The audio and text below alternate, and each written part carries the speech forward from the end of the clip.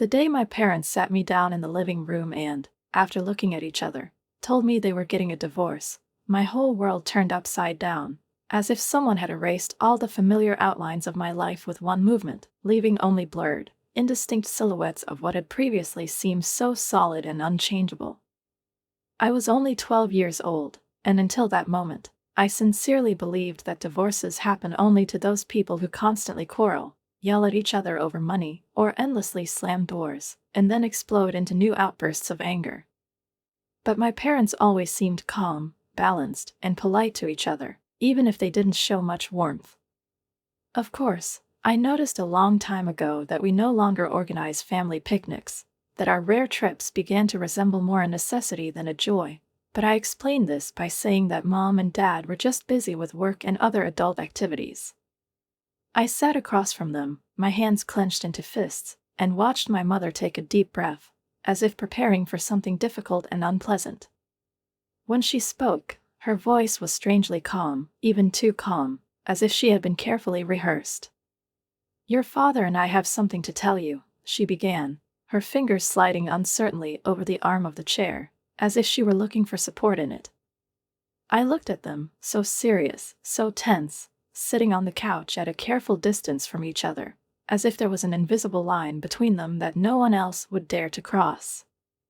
Dad cleared his throat, his gaze darting to Mom, then to me, before he said, as if he were announcing something completely mundane, like today's dinner menu: "We decided to get divorced."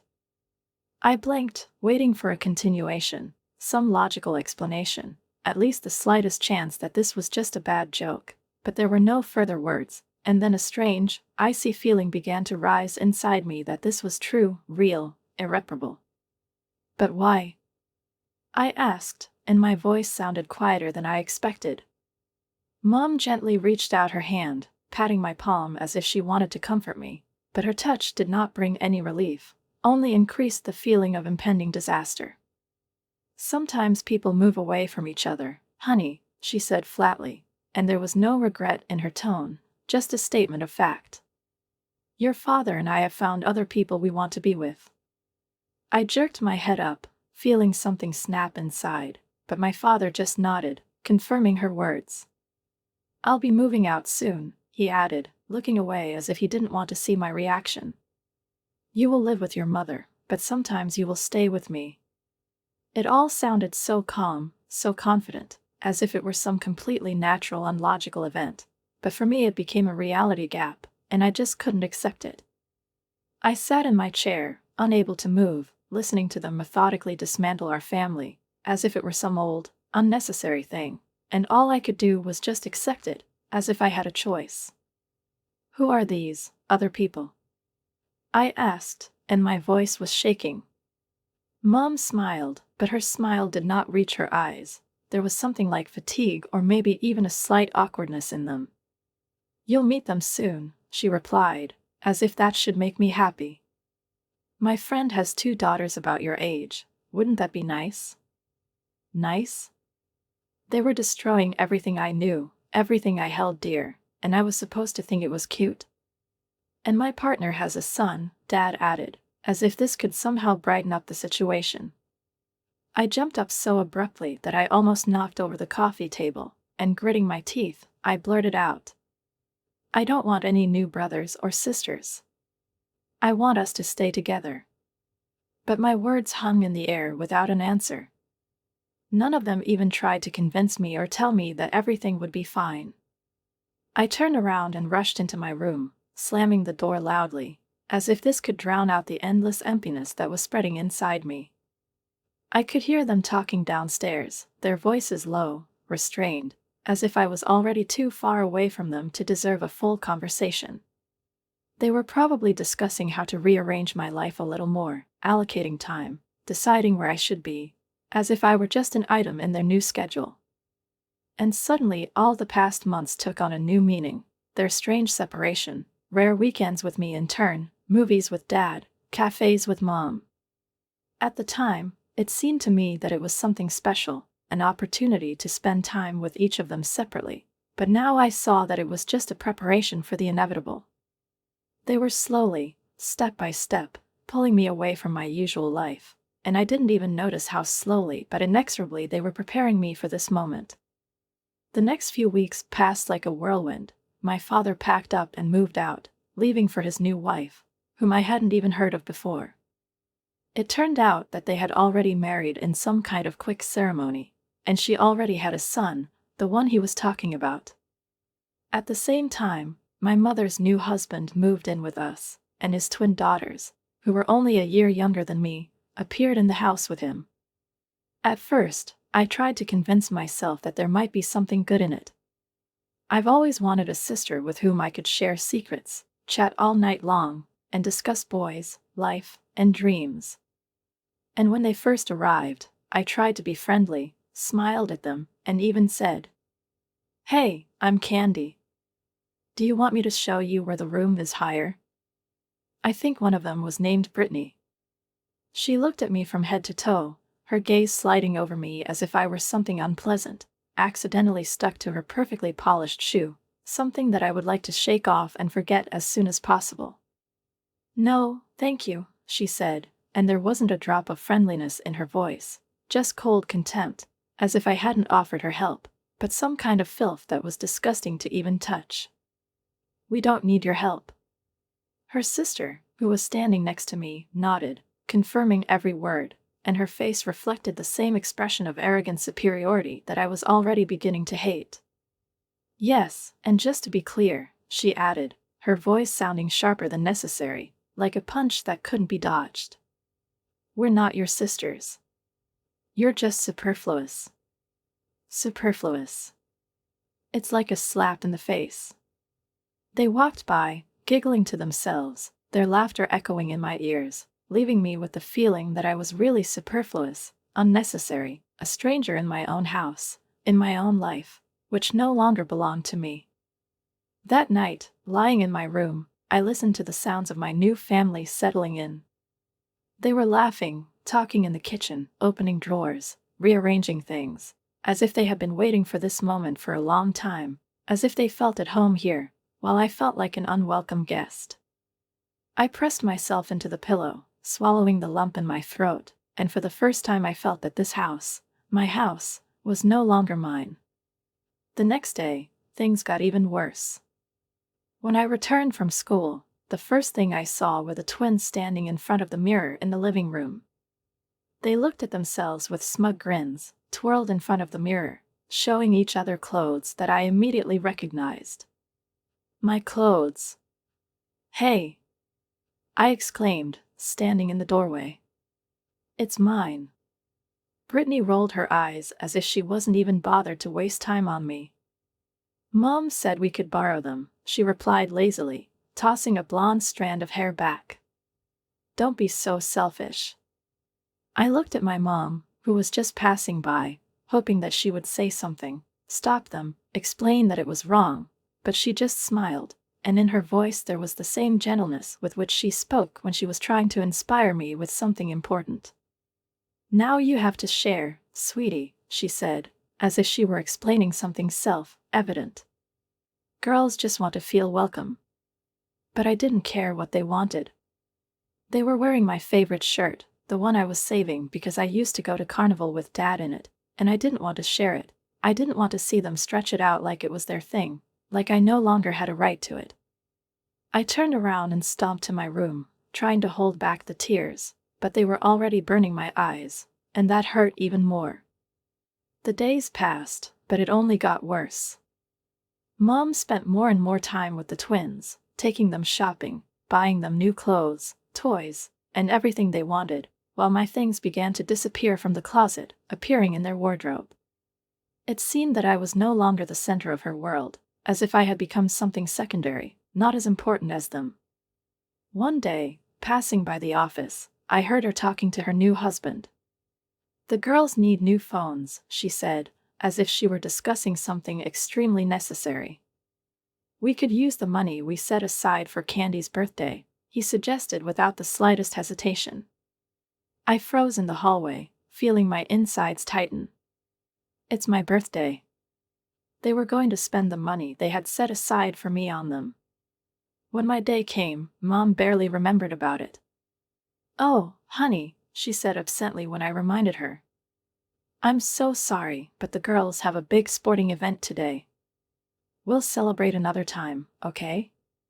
But we didn't do that. I thought maybe Dad would be better off, but I was wrong.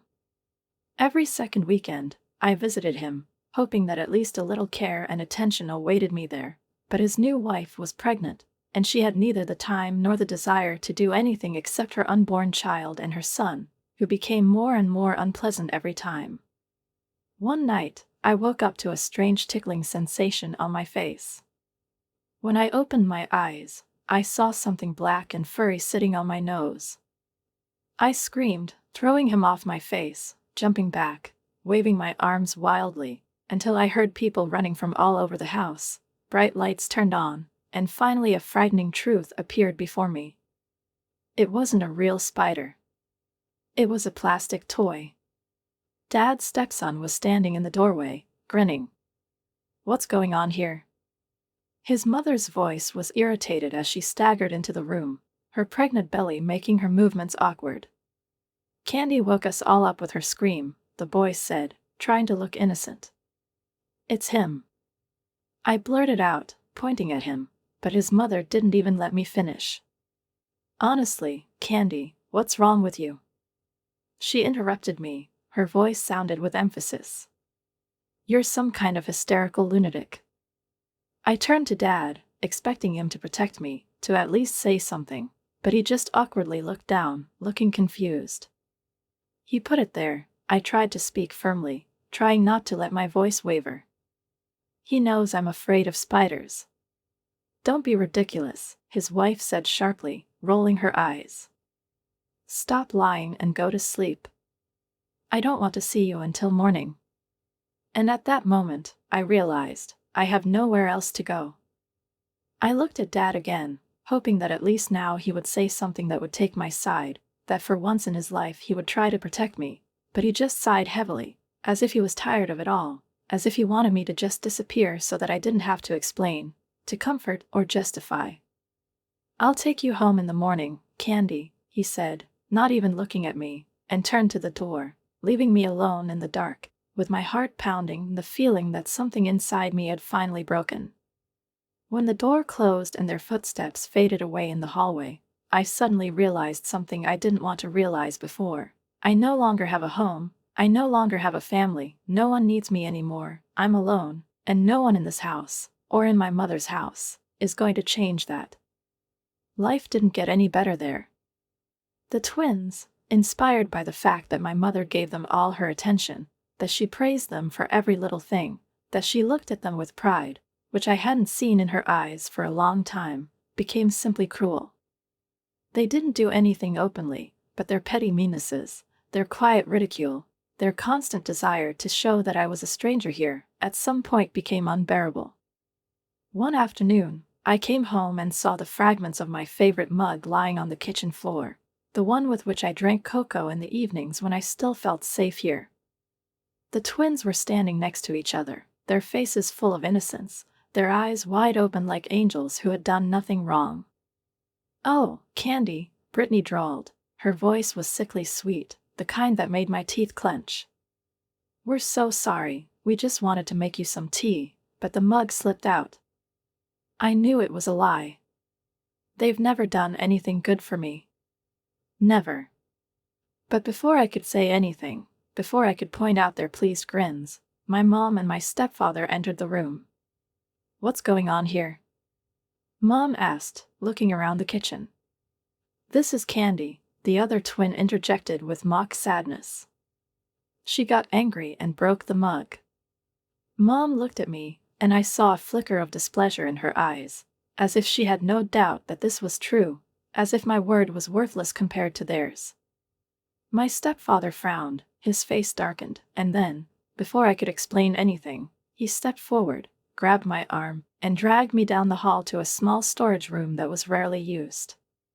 "You will stay here until you learn to control your temper," he said coldly, pushing me inside. But I didn't do anything. I shouted, slamming my palms on the door in frustration. But he just closed it, leaving me in the dark. There was a muffled giggle outside the door. "Hey, Candy," came the voice of one of the twins. "Did you know that this room is full of spiders? Huge, furry ones that like to come out in the dark." I huddled into a corner, curling into a ball. I knew they were lying, but just thinking about it made my skin crawl. In total darkness, even the tiniest sound seemed ominous. Every creak of the box, every rustle seemed to be a harbinger of something terrible. The hours dragged on endlessly. No one came for me. Even Mom.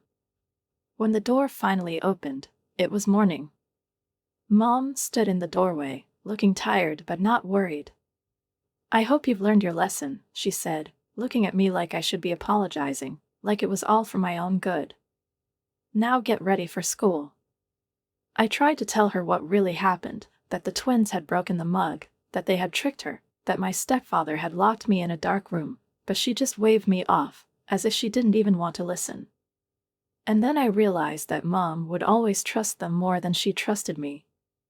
I started spending more and more time with Aunt Sarah. She was my father's sister, lived with her husband, Uncle Tom, and since they had no children of their own, they were always glad to see me. At first, I only came to them for a few hours after school, but then those hours turned into whole days, and soon into weeks. I felt at home in their house in a way I hadn't felt in mine in a long time. No one laughed at me there, no one humiliated me, no one made me feel like a stranger. One day, after I had been staying with Aunt Sarah for almost a month, something happened. The teacher, Mrs. Rodriguez, came to my mom's house. Of course, I wasn't there, but I found out about it later from a neighbor girl who overheard their conversation. She knocked on the door, and when Mom answered, Mrs. Rodriguez looked worried. "I'd like to see Candy," she said. "Oh, Candy's with Dad," Mom replied without the slightest hesitation. "It's been a week." Mrs. Rodriguez frowned. "That's weird," she said, pulling out her phone. "I just called Mr. Johnson, and he said Candy lives with you." Mom turned pale. "What?" "But I thought." "Did you think?" Mrs. Rodriguez's voice was harsh. "Do you even know where your daughter is?" She was furious. And she wasn't just going to let it go. She contacted the Child Protection Service. Before I realized what was going on, we were all summoned to court. I'm 14 years old now, and I'm sitting in a courtroom watching my parents argue not about who wants to take care of me, but about who should take on this responsibility, as if I'm not a human being, not their daughter, but some kind of unpleasant burden from which they want to get rid of it. "You're taking her." The father is shouting, his face is red, and he is waving his arms in exasperation. "I have a small child. I don't have time to deal with a teenager." Mom grins, her lips curl into a barely noticeable grin, but there is no pity or remorse in her eyes, only cold, indifferent fatigue. "Are you kidding?" she says, folding her arms over her chest. "I have a life now. I can't handle Candy's drama."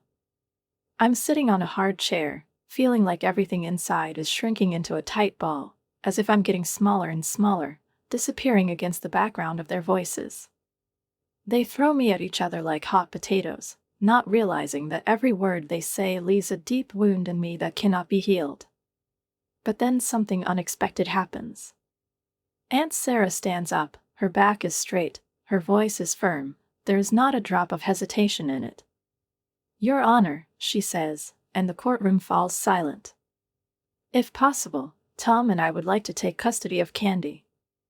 I turn to her in disbelief, look at her in complete shock, and she smiles at me, a warm, kind smile that I haven't seen in many years. Then she turns back to the judge, handing him some documents. "These documents confirm our financial stability," she says clearly and confidently. "I'm a teacher, and Tom is a doctor. We can provide Candy with everything she needs." The judge takes the papers, flips through them, nods, and then looks at me. "Candy," he says softly. "You're old enough to have a say. Who do you want to live with?" I don't even hesitate. Aunt Sarah and Uncle Tom, my voice is shaking, but it has the confidence I've been missing for so long. I notice the relief on my parents' faces. They don't even try to hide it.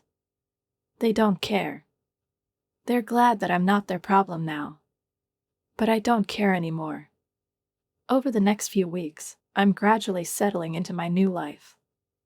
Aunt Sarah and Uncle Tom don't just take care of me, they raise me in a way my parents never seemed to be able or willing to. They ask about my day, help with my homework, and the most amazing thing is that they really listen when I talk. One evening, as we're sitting at the dinner table, Uncle Tom suddenly asks, "So, Candy, what should we call each other now? We're officially your guardians." I'm thinking about it. These people have shown me more love in a few weeks than my parents have in all the years. Can I call you Mom and Dad? I ask hesitantly. Aunt Sarah's eyes immediately fill with tears. "Oh, honey," she whispers, holding out her hand to me.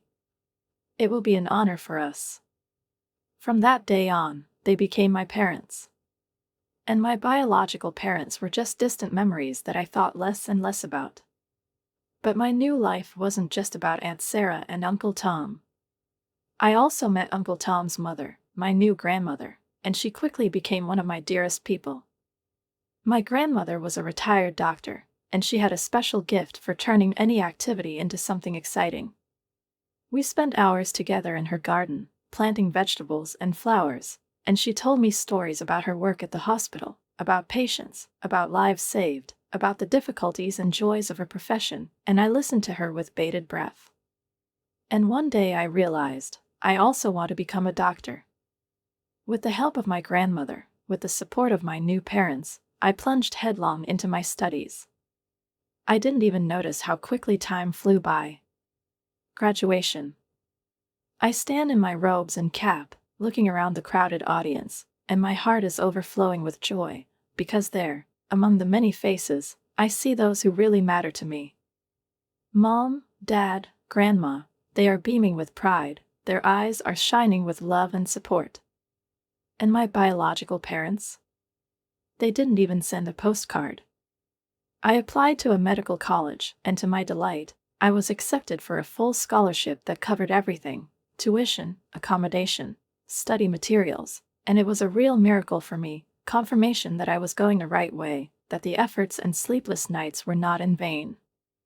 Life seemed wonderful. I had a loving family, a clear goal, a bright future ahead, and I felt infinitely happy, realizing that every new day brings me closer to my dream.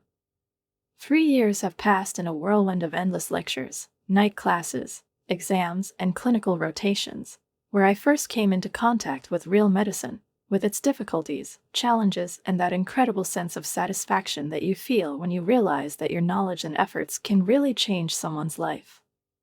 Every time I put on a white coat, I felt a surge of pride, knowing that I was continuing the work that my grandmother helped to cherish, that all this time she believed in me and supported me, and this thought gave me the strength to move forward, even when it was difficult. That's why when my mom, Aunt Sarah, called me that rainy Tuesday afternoon, and I heard her voice, strangely cracked like it had never been before, I immediately realized that something was terribly wrong, even before she spoke. "Sweetie, honey," she began, and I felt a cold fear bind me, not allowing me to breathe. "It's Grandma, she's gone." The world stopped spinning. I couldn't understand it. I couldn't believe it. Grandma's gone. But it can't be. After all, we were planning to meet this weekend. We were going to discuss my latest work. I had to show her my notes, ask her about her practice, ask for her advice. She was supposed to be at my graduation in a year. And now she was gone.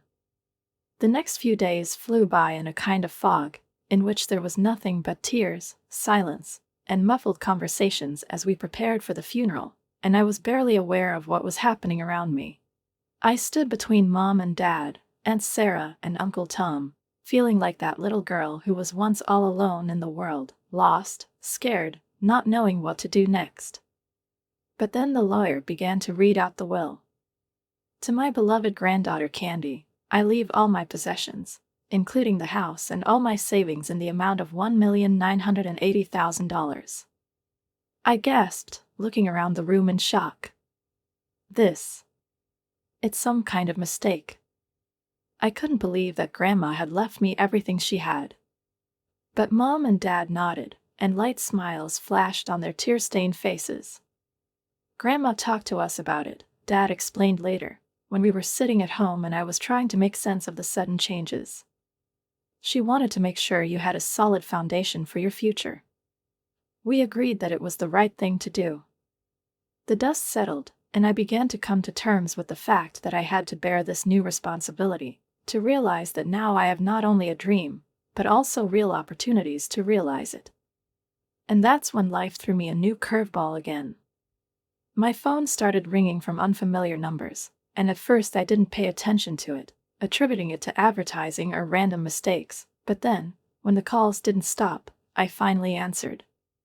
She almost dropped the phone in shock. "Candy, hi." There was a voice on the phone that I hadn't heard in many years, a voice that had once been close to me, but now seemed distant and alien. "It's your mom." Before I could say anything, she spoke again, her voice sounding too hasty, too strained, as if she was afraid I would interrupt her. "I've been thinking about you so much lately. How are you? Where do you study? We need to meet up, catch up." I stood there, clutching the phone in my hands, and I felt a strange feeling rising inside, a mixture of embarrassment, disbelief, anger, and something else that I couldn't quite identify. Over the next few days, similar calls came from my father. Suddenly, they both became extremely interested in my life, in how I was living, in how I was coping with my studies. They started asking for a meeting, telling me how much they missed me, and I didn't know how to feel about it. I told my mom and dad about it over dinner, expecting them to tell me what to do, that they would find an explanation for these sudden changes, but to my surprise they laughed. Mom shook her head, wiping away tears of laughter.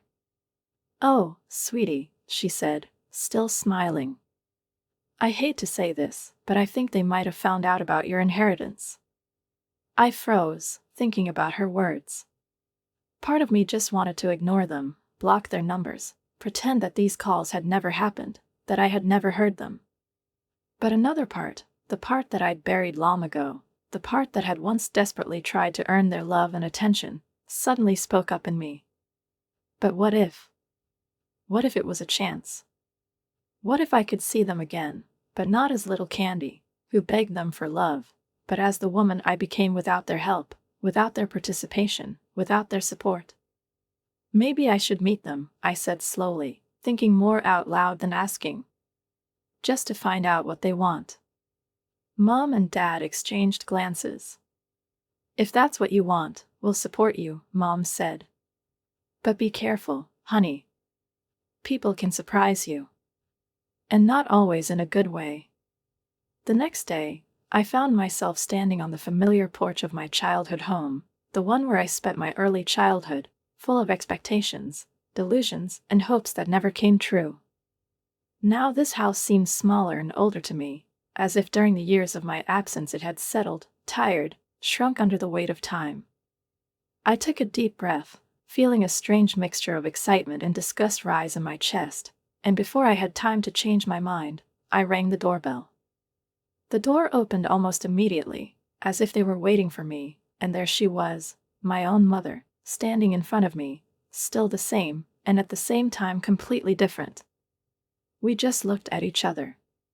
"Sweetie," she finally gasped, her eyes filled with tears, but I couldn't tell if they were tears of sincerity or remorse. "Oh, my baby," she exclaimed, pulling me into a hug that was hard, unfamiliar, awkward, not the way it should be between a mother and daughter. Over her shoulder, I could see my stepfather and the twins standing at the back of the hallway, watching us with fake smiles that were glued to their faces like badly applied makeup. Come in," my mother pulled back a little, not letting go of my shoulders, as if she was afraid that I would run away if she loosened her grip. I stepped inside, and the feeling of strangeness only intensified. Everything here was so familiar and at the same time so alien. The walls that had once witnessed my childhood hopes and disappointments now seemed oppressive to me, and the air in the house felt stale, as if the windows hadn't been opened in a long time. Dinner was weird. The twins, once cruel and treacherous, were now sickeningly sweet, their manners, their words, their smiles so deliberately benevolent that it looked like a badly staged play. "We're so glad you're here, sweetie," one of them simpered, bowing her head in mock affection. "We've missed you so much." But I noticed a flash of irritation in her eyes, which betrayed her true feelings. I just smiled and nodded, deciding not to play along with this ridiculous game. While we were eating, the conversation suddenly took a different turn. Mom looked around the dining room, her gaze swept over the walls, the ceiling, the old furniture, and there was a flicker of disdain in her eyes. "This house," she drawled, shaking her head as if at an unpleasant thought. "He's seen better days, hasn't he? The roof needs to be replaced, and don't even make me start talking about plumbing." I took a sip of water without saying anything. My stepfather hastened to intervene. His voice sounded casual, but there was a carefully hidden tension in it. "And of course, with the girls who are going to college soon. Well, you know how expensive it can be."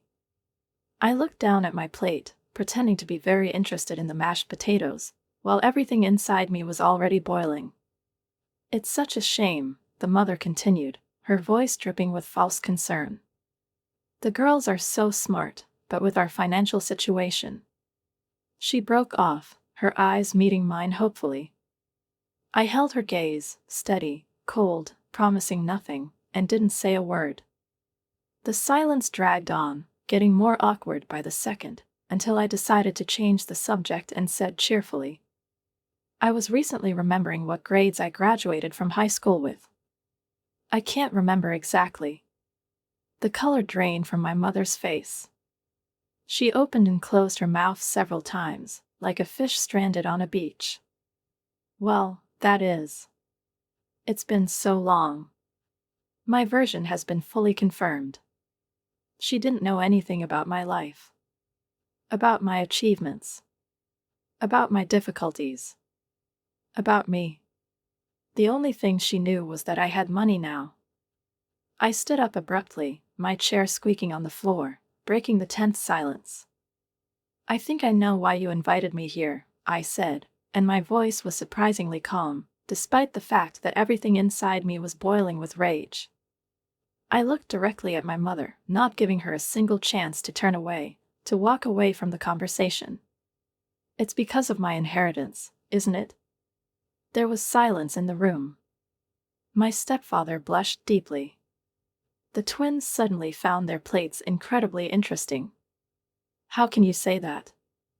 My mother gasped, her voice trembled, but there was no indignation in her eyes, there was no pain, there was not even an attempt to convince me otherwise. There was no love there either. Just the calculation. And disappointment. "Well, sweetie," my stepfather began, but I immediately interrupted him. "No." I exhaled, feeling the last weight I'd carried for so many years lift from my shoulders. "I'm done here. Don't write to me anymore." With that, I turned around and headed for the door, not looking back, not listening to their outraged screams, not allowing myself to doubt my decision for a second. As soon as I stepped outside, the cool night air enveloped me, refreshing and clean, as if washing away the remnants of the past. And I realized I didn't need their approval. I didn't need their love. I had a real family waiting for me at home. Just a few days later, I was standing in front of the front door of my father's house, trying to suppress the strange, dull tension that had settled inside me from the very moment I decided to come. I didn't know what to expect from this meeting, but some voice inside told me that this visit would be as predictable as the one I paid my mother. I took a deep breath and allowed myself a short pause before knocking. The door opened almost immediately, and my stepmother appeared in front of me, a woman who once easily called me hysterical and preferred not to notice my existence. Her face contorted into what was probably supposed to be a welcoming smile, but it looked more like she'd just taken a bite of a lemon. "Candy," she drawled with exaggerated delight, stretching her lips into a tight grimace. I forced myself to smile back, even though my stomach was clenching with irritation, and stepped inside, allowing her to lead me into the living room. As soon as we entered, I noticed a teenager sprawled on the couch. His legs were casually thrown over the armrest, and his hands were behind his head. He looked up, lazily glanced at me, and in the next second I recognized him. The spider thrower. But he's changed. He grew up, stretched out, his facial features became more mature, sharper, and, to my surprise, instead of the grin I expected to see, he gave me a genuinely friendly smile. "Hi, sweetie," he said, standing up and extending his hand to shake. "It's been a long time. I'm Jake, in case you forgot." Before I could respond, a swirl of braids and sequins burst into the room. A girl who wasn't 8 anymore ran across the living room and stopped in front of me, her eyes wide with surprise. "Who are you?" "What is it?" she demanded, glaring at me.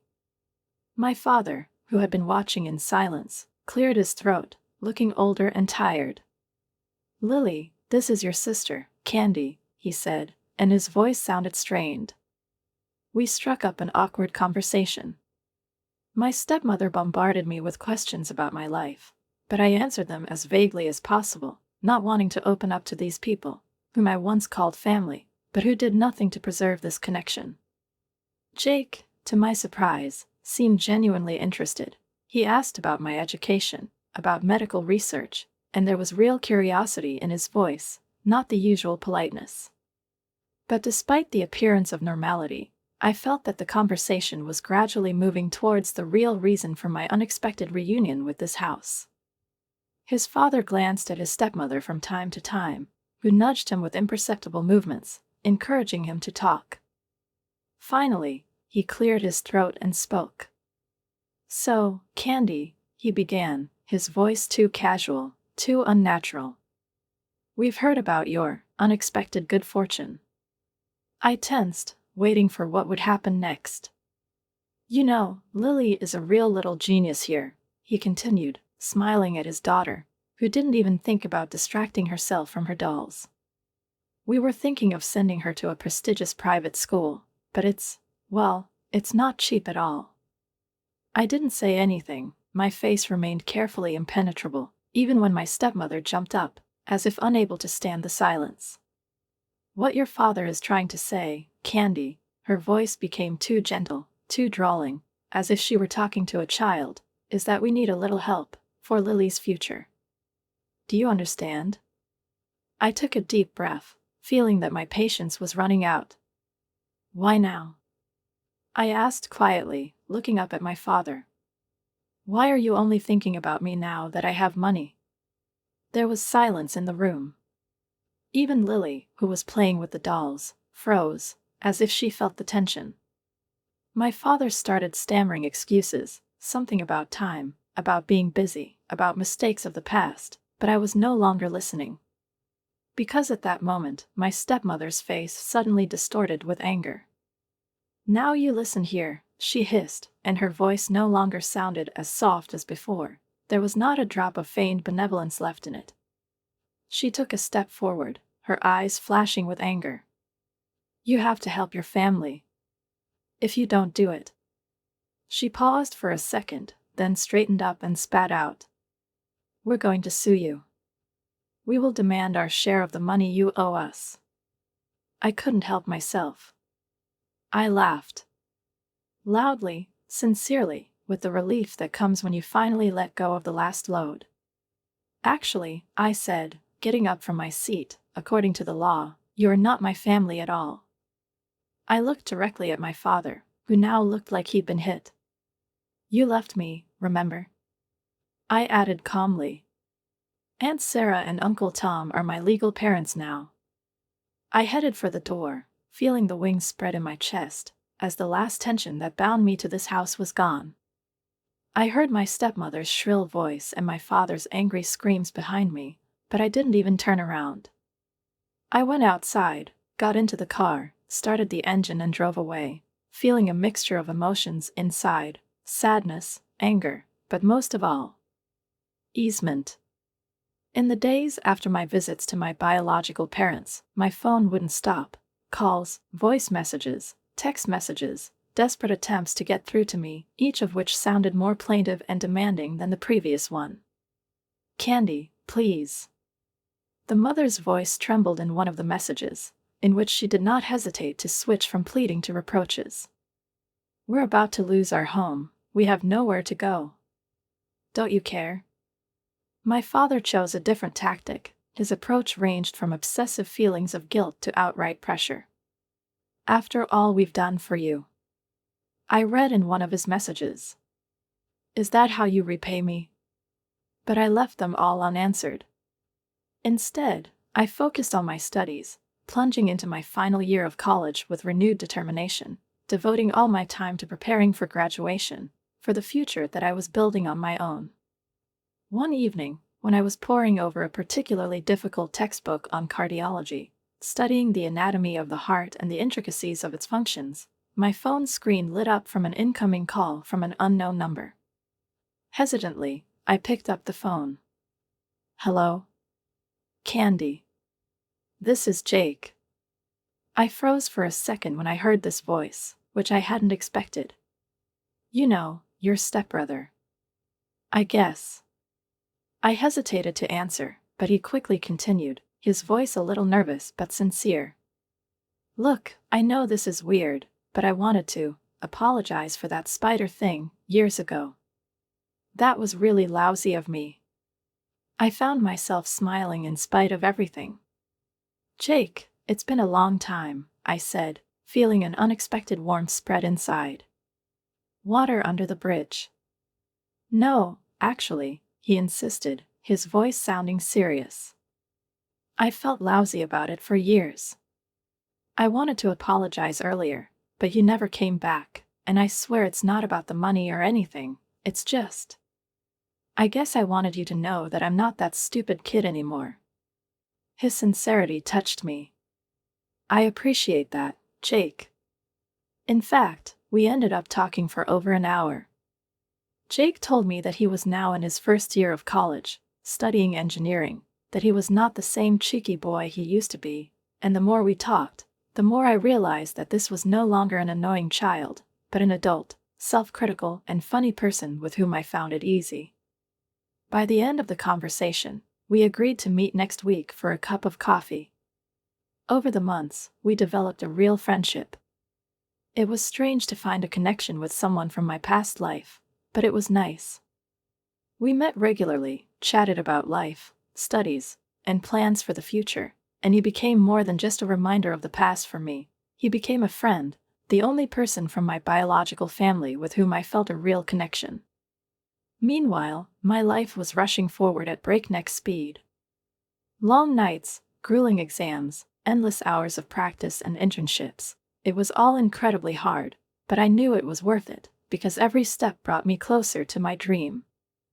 And now, finally, the day I've been waiting for from the very beginning has arrived.